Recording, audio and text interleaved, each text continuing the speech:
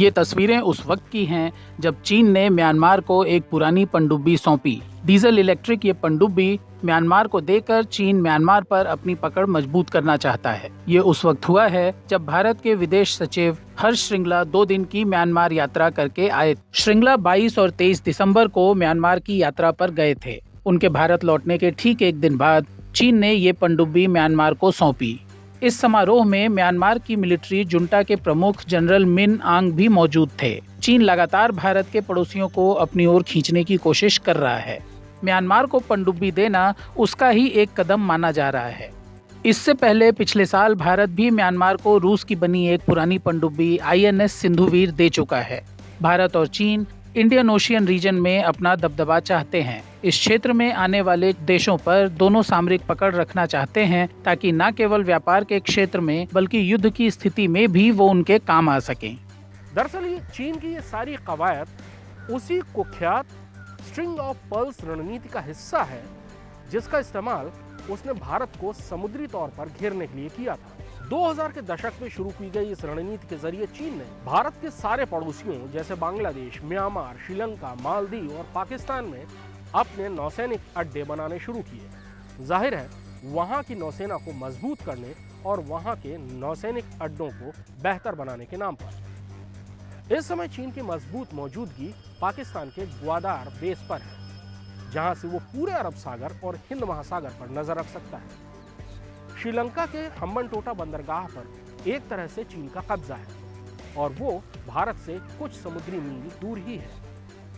Myanmar में भी चीन लगातार अपनी घुसपैठ करता रहता है और वहां एक नया बेस भी बना रहा है। भारतीय सरकार ने चीन की हरकतों पर रोक लगाने के लिए पहले लुक ईस्ट पॉलिसी शुरू की, जिसे बाद में बदलकर एक्ट ईस्ट पॉलिसी किया गया। इसके जरिए भारत ने चीन के उन धुर विरोधियों और कट्टर शत्रुओं के साथ सैनिक संबंध बढ़ाए जिनसे चीन को सबसे ज्यादा परेशानी है। इनमें ताइवान, फिलीपींस, सिंगापुर और वियतनाम जैसे देशों के नाम आते हैं।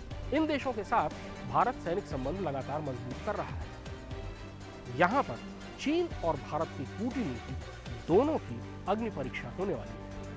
इससे पहले साल 2016 में चीन बांग्लादेश को अपने पाले में खींचने के लिए बेहद सस्ते दाम पर 2 मिंज क्लास पनडुब्बियां दे चुका है। भारत के पास चीन के बराबर पैसे भी नहीं हैं और न ही भारत अब तक हथियार बनाने में आत्मनिर्भर हो पाया है। बावजूद इसके भारत पड़ोसी देशों से अपने कूटनीतिक संबंधों को बढ़ाने के हर संभव प्रयास कर रहा है। चीन भारत को घेर कर उस पर शिकंजा कसना चाहता है, लेकिन ये इतना आसान नजर नहीं आता। चीन लंबे अरसे से सैनिक संबंधों के जरिए बांग्लादेश पर अपनी पकड़ मजबूत करना चाहता है ताकि भारत के खिलाफ एक और मोर्चा खोला जा सके, और इसके लिए वो लंबे समय से बांग्लादेश पर डोरे भी डाल रहा है। चीन ने बांग्लादेश को बहुत सारा सैनिक साजो सामान सप्लाई किया है।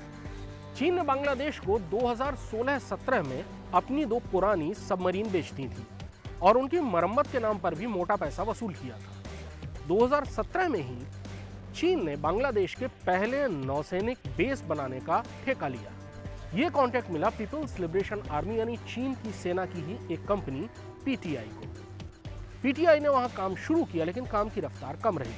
अब खबर यह है कि PTI के 232 विशेषज्ञ अगले साल की शुरुआत यानी 5 जनवरी से कॉक्स बाजार में बनने वाले इस बांग्लादेश के पहले सबमरीन बेस में पहुंच जाएंगे और साल भर यानी 31 दिसंबर तक वहीं रहेंगे और प्रोजेक्ट के काम की देखभाल करेंगे। ये बात भारत के लिए बहुत खतरनाक है। एक तो इस सबमरीन बेस के जरिए चीनी नौसैनिक विशेषज्ञों की पहुंच भारत के बहुत करीब तक हो जाएगी। बांग्लादेश की सबमरीन में सी ट्रायल के नाम पर चीनी विशेषज्ञ मौजूद रहेंगे और जब वो बंगाल की खाड़ी में उतरेंगी तो भारतीय नौसेना की हर हलचल पर उनकी नजर रहेगी। इसके अलावा भारत के सबसे संवेदनशील नौसैनिक बेस, जहां भारतीय न्यूक्लियर सबमरीन भी रखी हुई हैं, वो भी बंगाल की खाड़ी के पास है और तब चीनी नौसेना की पहुंच उनके बहुत पास तक हो जाएगी, जहां से वो इन पर नजर रख सकेंगे। भारत म्यांमार को पहले ही बड़ी संख्या में हथियारों की सप्लाई कर चुका है।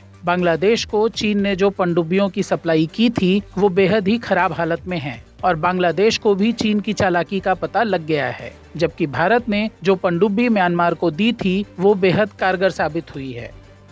Presenting V News app, available on Google Play and App Store. Download it now.